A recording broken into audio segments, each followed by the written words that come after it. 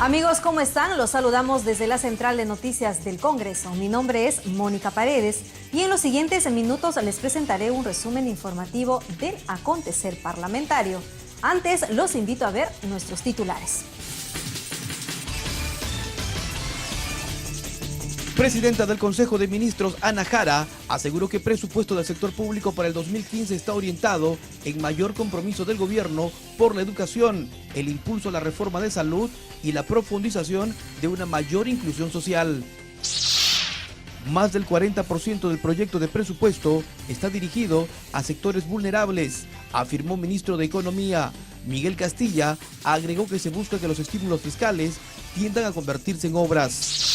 Aumento del presupuesto de despacho presidencial para el 2015 sincera los gastos de la Casa Militar, que eran pagados por Ministerios de Defensa e Interior, lo afirmó vocero de Gana Perú. Comisión de Economía acordó solicitar al Pleno del Congreso la conformación de una comisión multipartidaria que elabore proyecto de ley de reforma integral de todo el sistema previsional. Parlamentarios de Comisión de Fiscalización solicitaron al Ejecutivo implementar ley que faculte a Contraloría contratar directamente a personal de oficinas de control interno para que no dependan de entidades que supervisan. Empezamos el desarrollo de las noticias contándoles que la presidenta del Consejo de Ministros, Ana Jara, afirmó que el gobierno asumirá un mayor compromiso con el sector educativo e impulsará la reforma de la salud, sus programas de inclusión social y los destinados a reforzar la seguridad ciudadana. Fue al sustentar el presupuesto general de la República para el 2015 ante el Pleno del Congreso. Veamos el informe. El presupuesto del año 2015 para el sector público está orientado a cubrir las necesidades de las personas más necesitadas del país. Así lo señaló la presidenta del Consejo de Ministros, Ana Jara, al sustentar el proyecto de ley del presupuesto, endeudamiento y equilibrio financiero. Afirmó que existe un mayor compromiso por alcanzar una educación de calidad, la continuidad en el impulso de la reforma de salud y la profundización de una mayor inclusión social. Una educación de calidad. Para ello se está destinando un incremento del 0,7% del Producto Bruto Interno, superior a lo establecido en el Acuerdo Nacional. Dicho incremento equivale a 4.200 millones de nuevos soles respecto al presupuesto del año 2014, que permitirá atender las grandes líneas de acción, como la revaloración de la carrera de docentes, dotar y mejorar la infraestructura educativa, mejorar la calidad del aprendizaje y la gestión de cada una de las escuelas. La ministra dijo que 13.721 millones de soles están destinados para continuar con la implementación de la nueva política remunerativa del sector salud, para la construcción de establecimientos estratégicos y hospitales, así como para equipamiento se ha destinado 3.007 millones. Los recursos del año 2015 están orientados a la protección social de las personas, para lo cual en este presupuesto estamos destinando la suma de 13.721 millones para continuar con la implementación de la nueva política remunerativa del sector salud, nacional y regional, al cual se destinarán 410 millones adicionales respecto al presupuesto del presente año fiscal, que beneficiará a más de 95.000 trabajadores a nivel nacional en el área de salud. Y con la finalidad de continuar con el compromiso y el esfuerzo del gobierno para atender a la población en situación de vulnerabilidad, pobre y excluida, se ha previsto la suma de 4.935 millones de soles, lo cual estará destinado a financiar los programas sociales como Caliwarma, Juntos, Pensión 65, Cuna Más, Vida Digna, entre otros. Caliwarma, con una previsión de 1.428 millones para la atención alimentaria, desayunos y almuerzos escolares a nivel nacional de 3 millones de niños y niñas. Pensión 65, se prevé 760 millones para atender a 500.000 adultos mayores de 65 años en situación de pobreza extrema. Asimismo, para fortalecer las acciones de seguridad, orden público, se ha destinado 7.856 millones de soles, orientados a fortalecer y potenciar los recursos humanos de la Policía Nacional, y 4.885 millones para asegurar el tercer tramo del incremento salarial de sus integrantes y financiar actividades especiales en la zona del Braen. Finalmente, Anahara señaló la importancia del nivel de crecimiento del país en alrededor del 6%, generando para ello un clima favorable para las inversiones en el país y mejorar la productividad y competitividad de la economía, lo cual se logrará ejecutando grandes megaproyectos de infraestructura, como la línea 2 del Metro de Lima, el Aeropuerto Internacional de Chinchero, el Gasoducto Surperuano, entre otros. Mónica Paredes, Central de Noticias del Congreso.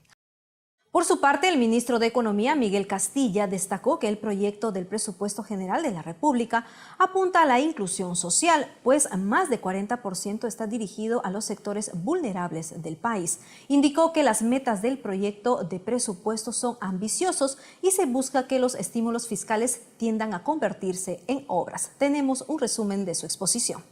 El presupuesto no es centralista, pues más del 60% es destinado al interior del país y se invierten en los departamentos más pobres. Con estas palabras, el ministro de Economía, Luis Miguel Castilla, defendió de las críticas al proyecto de ley del presupuesto del sector público para el 2015 durante su sustentación ante el Pleno del Congreso. Siempre la crítica, señora presidenta, se presenta un presupuesto centralista. Esa es la crítica usual que se hace. Pero acá siempre es importante hacer la lectura dónde es que se invierten los recursos. 60% en el interior del país y 40% en Lima y Callao para empezar. Y dentro de los 60% que se invierte en el interior del país, hay un énfasis importante en los 10 departamentos más pobres del país. Agregó que el 40% del presupuesto está dirigido al capital humano y que trasciende a los programas sociales. Hay una apuesta importante por la educación, la salud y la protección social. La inclusión social vista de manera mucho más amplia, que trasciende a los programas sociales. Va al meollo del tema del capital humano, que es la educación, la salud, la nutrición.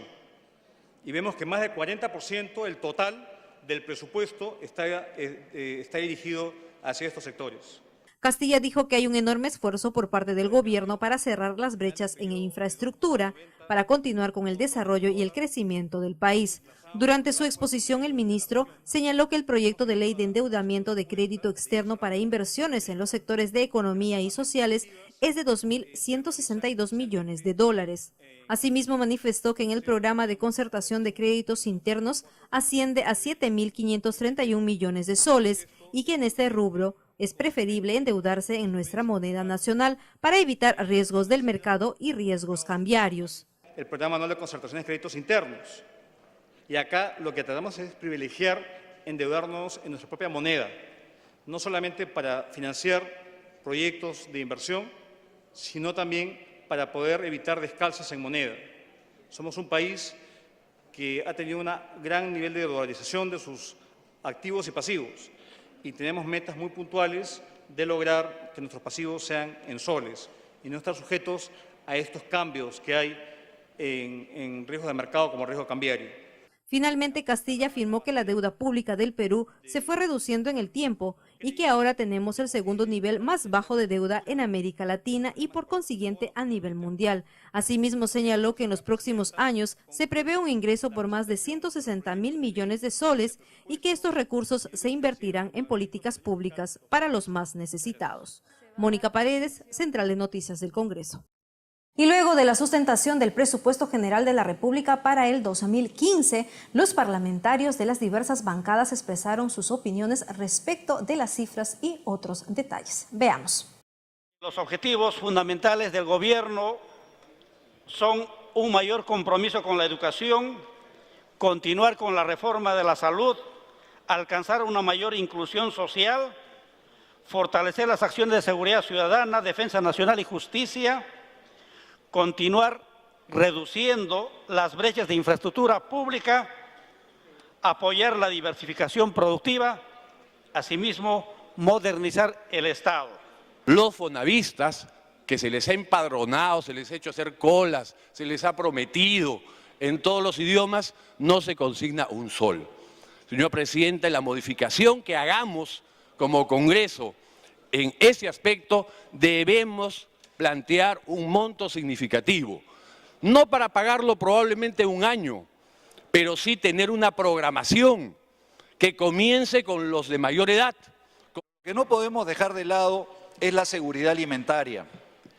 Y en el sentido de la seguridad alimentaria, frente a los cambios climáticos y frente a los desastres que Dios quiera no nos alcancen en el corto plazo, es un elemento fundamental que tiene que estar contenido en las políticas. Y eso explica justamente el incremento de los fondos de contingencia. Los fondos de contingencia son la capacidad del Estado de actuar flexiblemente en los momentos que se requieren. Nosotros nos preguntamos si según el INEI, si la pobreza ha disminuido, ¿por qué tengo que invertir más en tratar? Si hay menos pobres ahora, ¿por qué no saco un poco ese dinero para invertir en mayor empleo? Que eso es lo que se requiere. Inversión para programas de empleo que generen efectos de multiplicadores. Tenemos que diversificar nuestra economía, pero no en términos de discurso, no en términos solamente de hablar del plan de diversificación productiva, sino con políticas económicas concretas. Y ahí yo pregunto, ¿el presupuesto general de la República anima la plasmación de una estrategia real de diversificación productiva? La primera reflexión es que tiene que dejarse esa política económica extractiva para entrar en una política económica inclusiva, donde le permita al país desarrollar con sus propias capacidades y sus propias potencialidades y dejar de depender del crecimiento de otros países.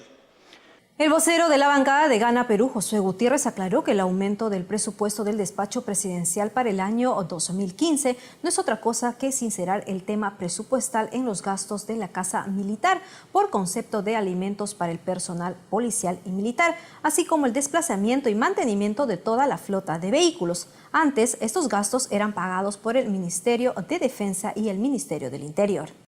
Esa ha sido una línea de conducta nuestra en el gobierno, es tener claridad, sincerar el tema presupuestal en diferentes ámbitos.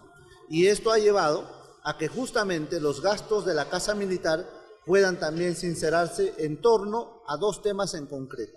Primero, las raciones alimenticias del personal policial y militar que hoy día siguen la suerte de la cobertura por cada una de las instituciones, tanto el Ministerio de Defensa como el Ministerio del Interior. Esto se está sincerando, no se está aumentando, disminuyendo, sino es el mismo monto, proyectando, pero como gasto directo de la Casa Militar. Lo otro es el tema del desplazamiento de vehículos, el mantenimiento y todo lo que significa de toda la flota de vehículos, repito, que está adscrito al sector. Eso se ha trasladado los gastos de otros sectores hacia el gasto del despacho presidencial. Y en otras noticias, en la comisión que investiga los casos de corrupción en la región Ancash, se presentó la presidenta ejecutiva del organismo supervisor de las contrataciones del Estado, Magali Rojas. Al término de la sesión, el presidente del grupo de trabajo, Mesías Guevara, dio algunos alcances sobre el testimonio de la funcionaria. Muy importante esta reunión que nos ha dado más luces en torno fundamentalmente a cómo se han llevado a cabo los procesos de adquisiciones, los procesos de compra de los proveedores. Hemos entendido una vez más cómo ha sido el flujo de compras, cómo algunos han evadido incluso ciertos procesos. Y algo muy importante, el tema de las cartas fianzas. Ahora también hemos conversado sobre ello y vamos a seguir profundizando en ese camino para ver cómo dieron respaldo a cartas fianzas que no tenían el respaldo de la Superintendencia de Banca de Seguros y sin embargo a través de medidas cautelares le obligaron a la OCE para que puedan aceptar esas cartas fianzas. Ese es el camino que ahora también también vamos a continuar en adelante. ¿Ya están estocados para llegar a un informe final pronto? No, lo que pasa es que nosotros tenemos varios cuadernos de trabajo. Tenemos el cuaderno de trabajo del Ministerio Público, cartas fianza que hoy estamos viendo, viene el Chineca, viene el Consejo Nacional de la Magistratura, viene el Poder Judicial, viene el tema de los periodistas comando, el tema de los testaferros, horas sobrevaloradas. Es decir, tenemos cerca de 14 cuadernos y todos estamos trabajando en paralelo y estamos aprovechando muy rápidamente. Incluso el día jueves viene el señor Edín Campos y el día viernes tenemos una reunión de trabajo con los asesores de la comisión para seguir evaluando, para darle forma, digamos, para respetar el debido proceso y no cometer errores. ¿Edín Campos quién es, perdón? Él es el juez superior del Distrito Judicial de Ancash, que está en sede en Huaraz, con quien también vamos a conversar tan igual como ya conversamos con Sánchez Melgarejo, que él es el presidente de la Sala Superior del Santa. Al volver, acuerdan solicitar al Pleno del Congreso la formación de una comisión multipartidaria para que se encargue de elaborar un proyecto de ley de reforma integral de todo el sistema previsional peruano. Le recordamos que también puede ingresar a nuestro portal web o seguirnos a través de nuestras cuentas en las redes sociales de YouTube, Facebook y Twitter. Ya regresamos.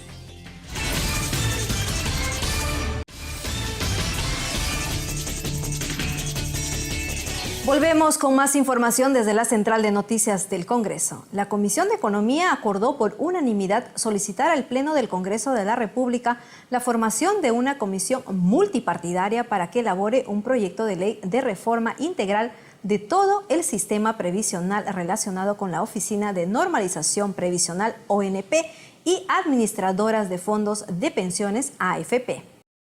Creo que es importante, presidente, que se nombre una comisión multipartidaria que pueda estudiar el tema un mes, 6 meses o un año, el tiempo que sea necesario con expertos, no partidarios, no amigos del partido, sino con expertos, los mejores que se puedan convocar para hacer un verdadero proyecto de reforma de las AFP, presidente, porque tal como están, las AFPs no pueden ser aceptadas ni resistidas por mucho tiempo por los afiliados.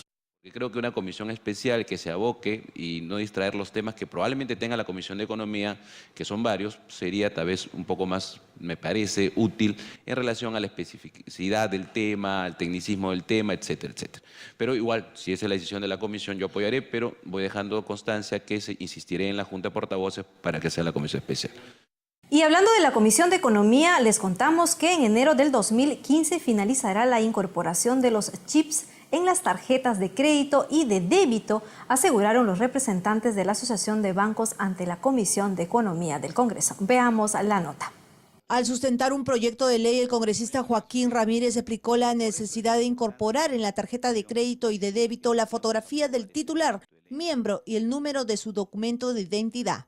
Seguidamente, los representantes de la Asociación de Bancos del Perú aseguraron que a partir de enero del próximo año, todas las tarjetas de crédito y débito se emitirán con chip. Los bancos ya están avanzando en este tema del cambio porque hay que tener toda una infraestructura para estas renovaciones y las pautas que están colocando es tarjetas nuevas que ya sale con chip y a la renovación, o sea, al vencimiento, a la renovación, se le entrega la nueva tarjeta. A partir de enero, es por regulación de SBS, toda tarjeta tiene que salir necesariamente con chip. A los bancos les costaría más o menos 700.000 millones de dólares implementar este sistema. Pero ¿qué pasa? ¿Cuánto están cobrando los bancos por seguro a los tarjetavientes? Cobran 417 millones de soles al mes. Si ya pasaron 5 años, han cobrado más de 2.000 millones de soles solamente en vender seguros. Y que encima los seguros no te resuelven el problema si no haces un procedimiento de reclamación que te demora más o menos entre 4 o 5 meses.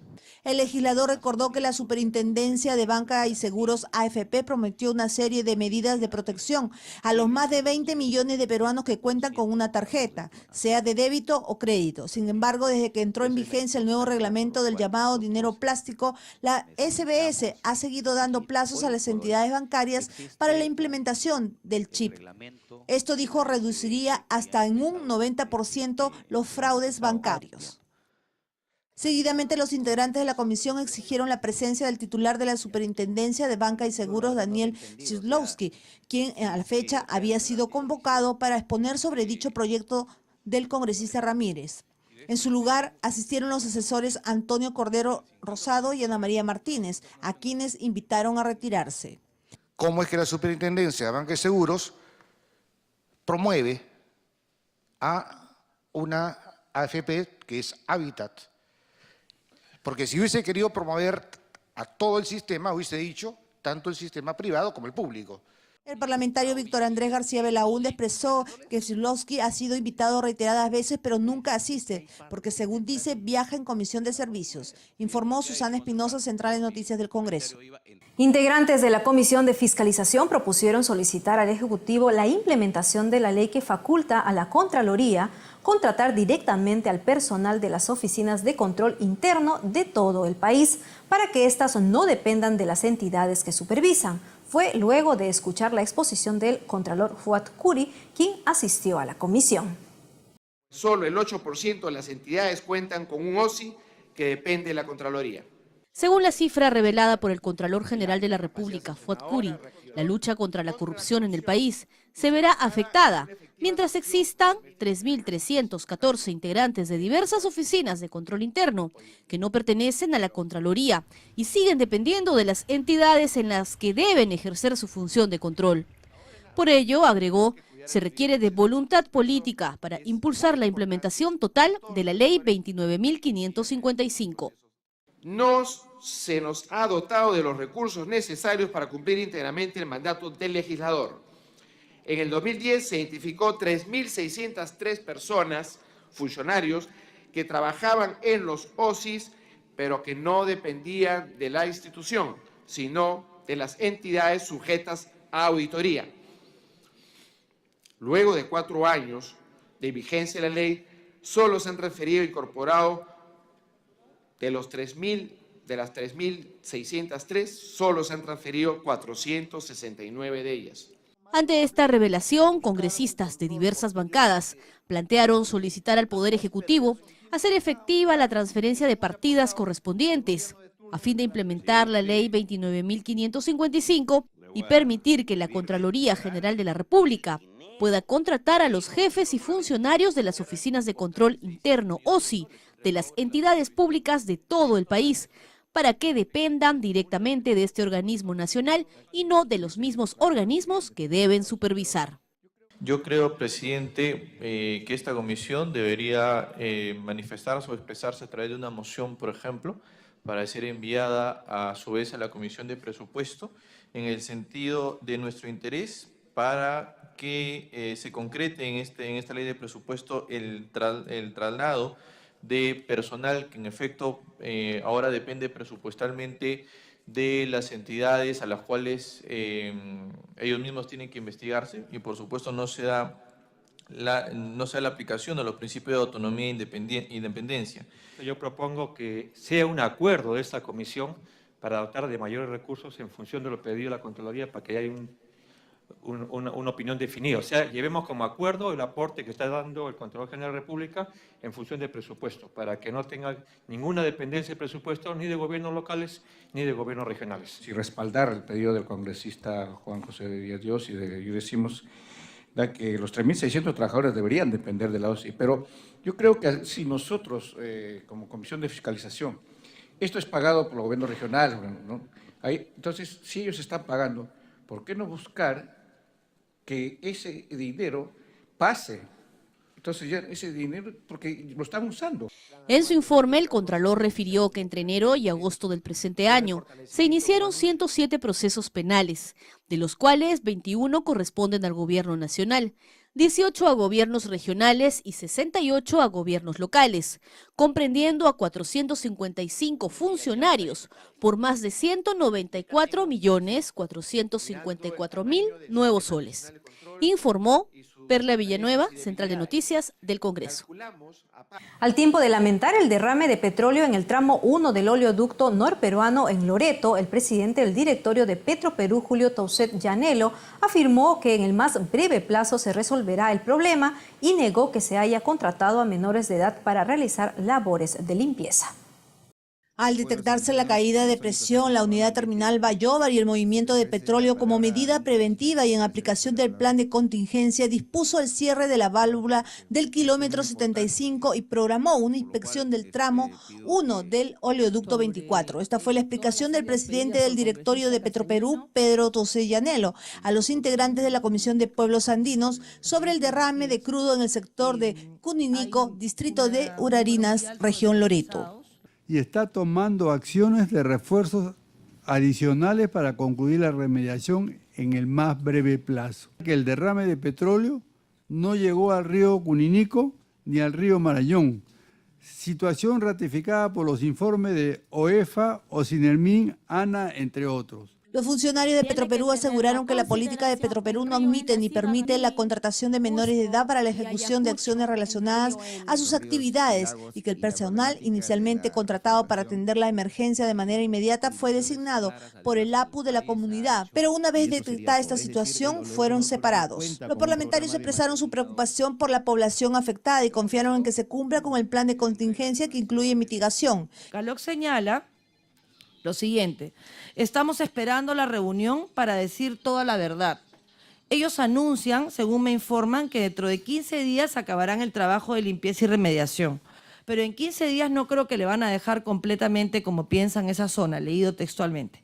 El temor de nosotros es cuánto tiempo nos vamos a quedar contaminados y el peligro, riesgo de nuestras vidas. De otro lado, el congresista Daniel Abugatá se expuso los logros alcanzados a la fecha por el grupo de trabajo que preside, Cambio Climático y Biodiversidad, ese con miras a la COP20 que se realizará en diciembre próximo. Lo que se está tratando es de aterrizar en términos entendibles, aplicables, ejecutables a través de una legislación que recoja las políticas que determinan la ciencia, que determinan los expertos, que determinan los sectores responsables. Informó Susana Espinosa, Central de Noticias del Congreso. Al volver, integrantes de la Comisión de Defensa del Consumidor consideran de necesidad promover y garantizar el acceso a los medicamentos genéricos. Volvemos con los detalles.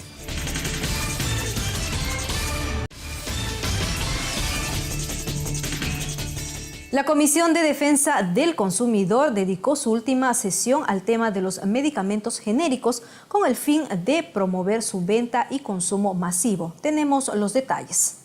Con el fin de promover y garantizar el acceso a los medicamentos genéricos, cuyos componentes son esencialmente los mismos compuestos del medicamento de marca y se expenden a un menor precio, la Comisión de Defensa del Consumidor realizó una sesión informativa para conocer los alcances de la política de promoción de estos fármacos. El presidente de la comisión, Justiniano Apaza, expresó su preocupación por el tema. Hay inequidad en el acceso a los medicamentos, especialmente en el sector económico, menos favorecido y la clase menos pudiente.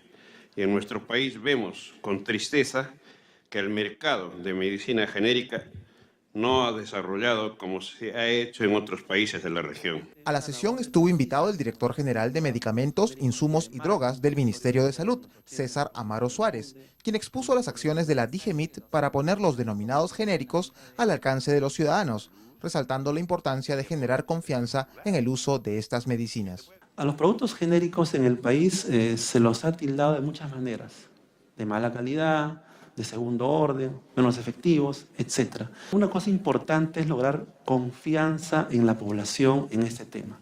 Si eso no se logra, no se quiebra ese paradigma anterior, todas las políticas del Estado van a ser inútiles. En la reunión también participó Alexandro Saco, coordinador nacional del Foro Salud, quien manifestó las principales preocupaciones de su organización. El gasto en salud de la población peruana se sustenta básicamente en los medicamentos y lo podemos ver en cualquier esquina. O sea, la multiplicación de las cadenas de boticas es una cosa que se ve en cada esquina y en la televisión, los mensajes, etcétera, la publicidad con la que inducen a determinados medicamentos. Hay todo un mar de cosas que regulan. Durante la sesión, el legislador Jaime Delgado solicitó que la comisión tome acciones frente a los reclamos de los habitantes de Arequipa, quienes en los últimos días han denunciado graves problemas en el servicio de agua potable. Desde el día viernes, toda la población de Arequipa está recibiendo un agua con un olor pestilente, un olor a insecticida, un olor a químicos, Según informa Sedapar, efectivamente reconoce que había un problema por la sedimentación y se ha distribuido esta agua, y para neutralizar un poco los contaminantes han utilizado una cantidad de químicos. Finalmente, los integrantes de la comisión coincidieron en la necesidad de promover el uso de medicamentos genéricos, además de investigar posibles arreglos de empresas farmacéuticas con algunos médicos para que estos receten medicinas de sus marcas, en perjuicio de la economía de los pacientes. El proyecto de ley que declara de interés nacional y necesidad pública la restauración, conservación y puesta en valor del complejo arqueológico de Pachas, provincia de Pallasca, en la región Ancash, fue aprobado en la Comisión de Cultura. Veamos. Luego de la sustentación de la congresista María Magdalena López Córdoba, la Comisión de Cultura del Parlamento aprobó por unanimidad el proyecto de ley que declara de interés nacional y necesidad pública la restauración, conservación y puesta en valor del complejo arqueológico de Pachas, ubicado en la provincia de Pallasca, en Ancash. El sitio arqueológico de Pachas se ubica a 3.200 metros sobre el nivel del mar, a 1 kilómetro al sur de la ciudad de Cabana. Relacionado con la cultura Recuay, periodo intermedio temprano, 100 años antes de Cristo, 600 después. Los integrantes de este grupo de trabajo, encabezado por su titular, el legislador Alejandro Aguinaga, acogieron la propuesta de la parlamentaria López Córdoba. El alcalde de Cabana, José Carlos Cifuentes López, asistió a la comisión y destacó los beneficios de la aprobación de esta norma. Los operadores turísticos se van a beneficiar enormemente. El transporte, los hoteles, el comercio en sí en general se van a beneficiar y todo el pueblo se va a beneficiar. Los integrantes de esta comisión plantearon la necesidad de elaborar un inventario en el cual se encuentren registrados todos los monumentos arqueológicos del país, así como su estado de conservación. Informó Perla Villanueva, Central de Noticias del Congreso. Hasta aquí las informaciones en la Central de Noticias del Congreso. Los invitamos a continuar en nuestra programación, ahora por el canal 73 de Movistar y el 56 de Claro y Bets Cable. Será hasta una próxima oportunidad.